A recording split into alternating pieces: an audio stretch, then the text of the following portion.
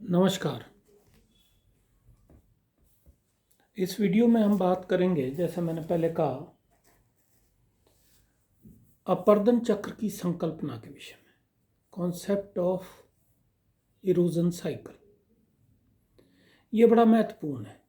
महत्वपूर्ण तो खैर भौतिक भूगोल में जितनी भी चीज़ें हम पढ़ते हैं सभी चीज़ें महत्वपूर्ण हैं। अमहत्वपूर्ण तो किसी को भी नहीं कह सकते।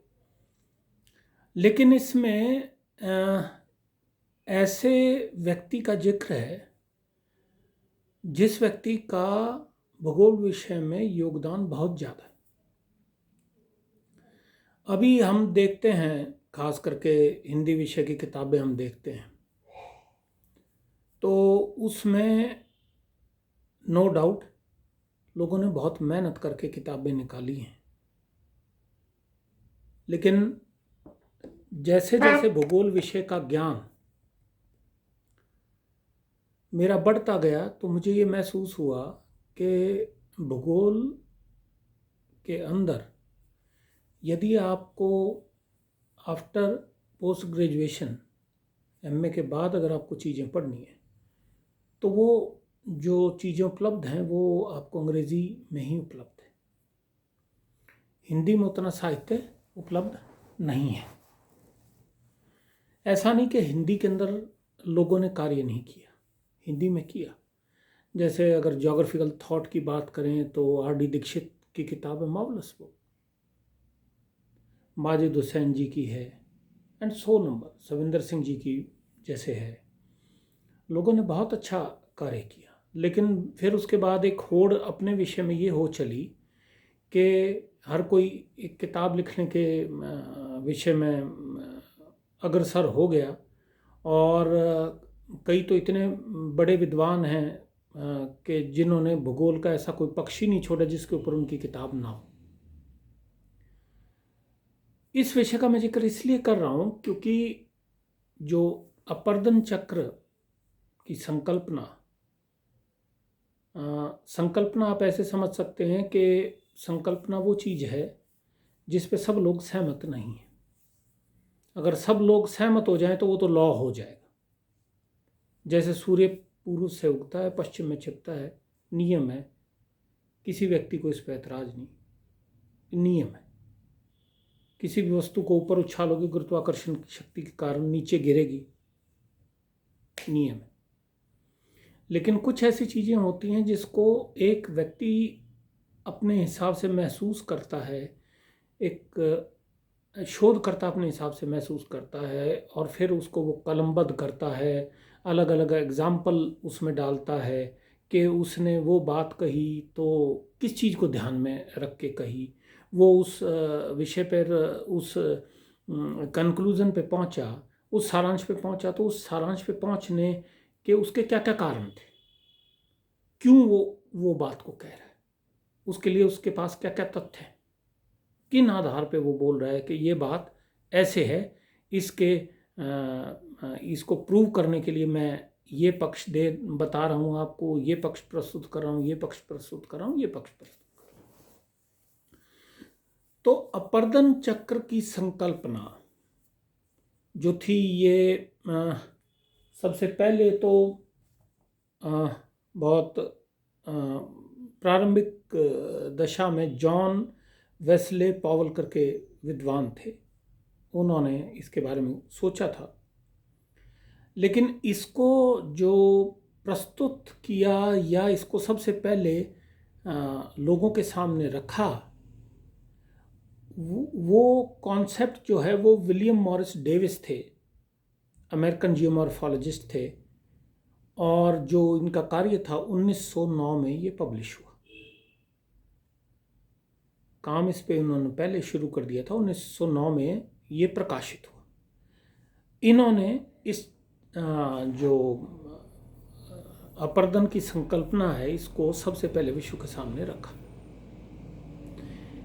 डेविस के विषय में कुछ और भी ऐसा है जो कि जानने योग्य है। इनका जो जीवन रहा वो 1850 में ये पैदा हुए और 1934 में इनकी मृत्यु हो गई। और at the age of 20 he started his career serving as meteorologist in Argentina. 20 वर्ष की अल्पायु में ये अर्जेंटीना में मीटरोलॉजिस्ट के रूप में कार्य करना इन्होंने प्रारंभ करा। He teaches at Harvard University from 1876 to 1912। 1876 से 1912 के बीच इन्होंने हार्वर्ड विश्वविद्यालय में अध्यापन का कार्य किया और इनकी मृत्यु होने तक इनके करीब 500 पब्लिश्ड शोध पत्र थे। बहुत बड़ी बात है। इसको आप ऐसे समझिए कि 1800 जब इन्होंने काम शुरू करा, अगर 1850 में ये इनका जन्म हुआ था और 20 साल की उम्र में बतौर मीटरोलॉजिस्ट इन्होंने कार्य करना प्रारंभ करा, तो आप इसको मान सकते हैं 1870। मतलब ऐसा व्यक्ति जो इस शताब्दी का नहीं था, लेकिन उस व्यक्ति ने उस समय कितना गहरा अध्ययन और वो कितने विचारशील और कल्पनाशील व्यक्ति रहे होंगे, जिन्होंने वो बातें कही जिनको आज भी पढ़ाया और किसी न किसी रूप में माना भी जा रहा है। बहुत बड़ी बात। 500 के करीब, जैसे मैंने आपको बताया कि उनकी पब्लिकेशंस थी जब उनकी मृत्यु हुई। तो सर्वप्रथम तो एक ये जानने वाला विषय है, मुझे लगता है कि जब उस समय इतने संचार के साधन नहीं थे, इतने ट्रांसपोर्ट के, इतने परिवहन के साधन नहीं थे और कितना आवागमन मुश्किल रहा होगा, और उसके बाद भी इस तरीके के व्यक्ति के बारे में हमारे को पढ़ने के लिए मिलता है जिनका इतना बड़ा योगदान है।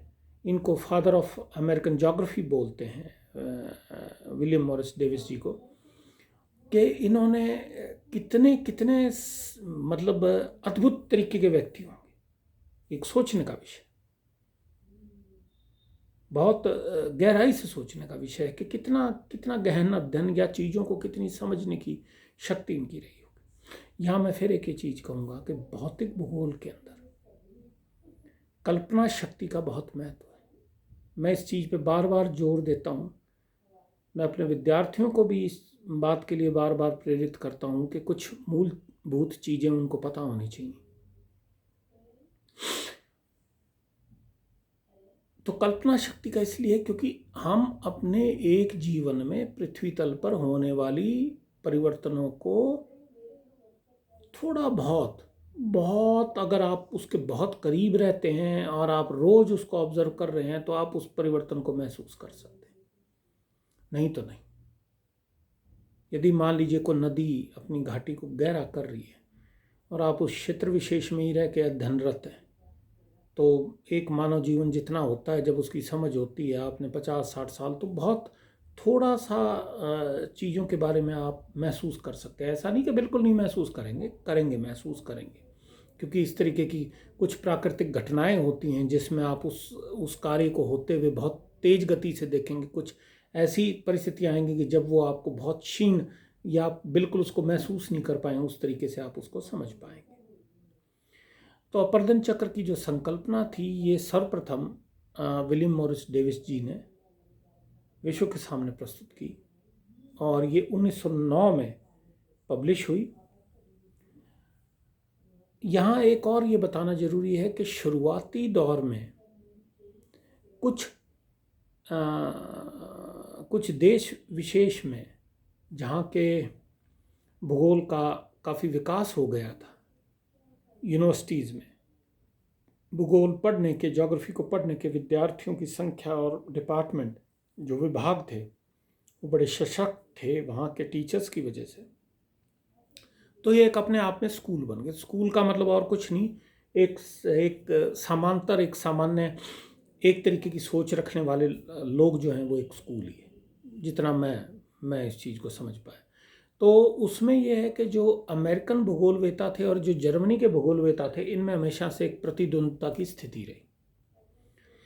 जैसे ये इसको आप ये मान सकते हैं कि आप और मैं और मेरे सामने एक मेरा प्रतिद्वंदी है, तो मैं कोई बात कहूँगा, चाहे मेरी कितनी अच्छी बात हो, वो उसके विरोध में कोई दूसरी बात कहेगा और उस विरोध करने के कुछ अकाट्य प्रमाण भी अपनी तरफ से प्रस्तुत करने की कोशिश करेगा। मैंने जो बात कही है मैं उसके लिए प्रमाण प्रस्तुत करूँगा, वो मेरे से उलट उस बात को कहेगा। लेकिन इरोजन साइकिल, अपर्दन चक्र जो है, इसके विषय में अगर आप देखें तो WM डेविस और वाल्टर पैंक जो जर्मन थे, वो उनके विचार करीब करीब एक चीज को वो लोग अलग अलग लेंसेज से देखते थे, देखने का नज़रिया उनका अलग अलग था। अब जो पैंक महोदय थे उन्होंने जो चीज़ें कही वो, क्योंकि WM डेविस जी पहले एक चीज़ कह चुके थे, तो आप नेचुरली जब दूसरी आप बात कहेंगे तो जो उन्होंने कमियां छोड़ी थी आप उन कमियों को दूर कर देंगे, क्योंकि इनिशियली तो जो बात प्रारंभिक स्तर पर जिस व्यक्ति द्वारा कही गई, आप को एक प्लेटफॉर्म तो मिल ही गया उस बात को पढ़ने और समझने का। फिर आपने अपनी एक बात प्रस्तुत करी तो उसके अंदर आप संशोधन तो कर ही देंगे, क्योंकि जो कमियां रही होंगी तब तक आपके पास उस तरीके की कमियों के बारे में एक पूरी लिस्ट आपके सामने आ जाएगी कि जी इस व्यक्ति ने ये बात कही और उसमें ये कमी है। जो कि कमियां आपने निकाली या नहीं निकाली, लेकिन बहुत से ऐसे लोग जो उस शोध पत्र को पढ़ेंगे और उस पर अपने कोई नकारात्मक सकारात्मक जो भी अपने ओपिनियन देंगे, तो आपके पास एक बेस लाइन हो जाती है उस चीज़ को समझने की और उस चीज़ के समांतर एक दूसरी बात कहने की। धन्यवाद। इससे अगले वीडियो में इसको मैं आगे कंटिन्यू करूँगा।